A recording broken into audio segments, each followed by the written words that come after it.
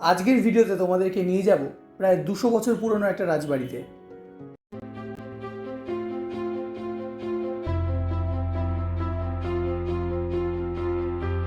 দুদিনের ছুটিতে আমরা গাড়ি নিয়ে বেরিয়ে পড়েছি।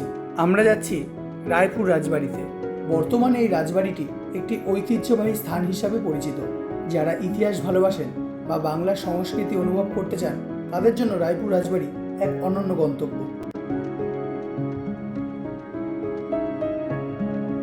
সকাল থেকে অনেকক্ষণ জার্নি করলাম।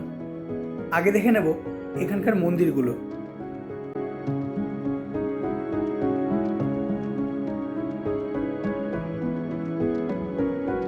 এখন আমরা আছি রাজবাড়ির ঠিক পিছন দিকে। এখান থেকেও রাজবাড়িটা পুরোটা দেখা যাচ্ছিল।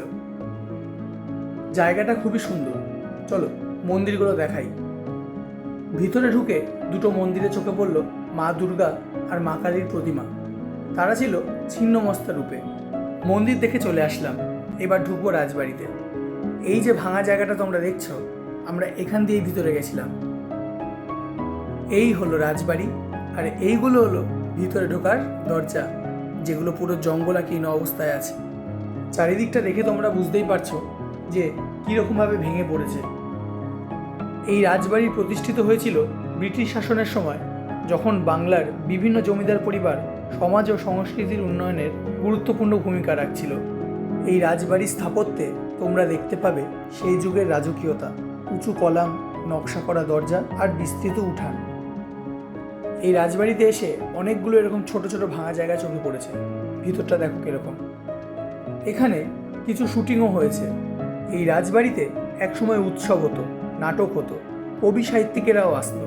লোকশিল্প, সঙ্গীত আর সংস্কৃতির মিলনস্থল ছিল এই জায়গাটা। আজও রাজবাড়ির দেয়ালে সেই ইতিহাসের চিহ্ন খুঁজে পাওয়া যায়। আমরা যখন এই জায়গায় দাঁড়িয়ে আছি, অনুভব করছি যেন অতীতের সঙ্গে এক দৃশ্যত সংযোগ তৈরি হয়েছে। এটি শুধু একটি ভ্রমণই নয়, এটি একটি সময়যাত্রা। রায়পুর রাজবাড়ি আমাদের অতীতকে সুন্দর করে আগলে রেখেছে। আজকের ভিডিও এইটুকুই।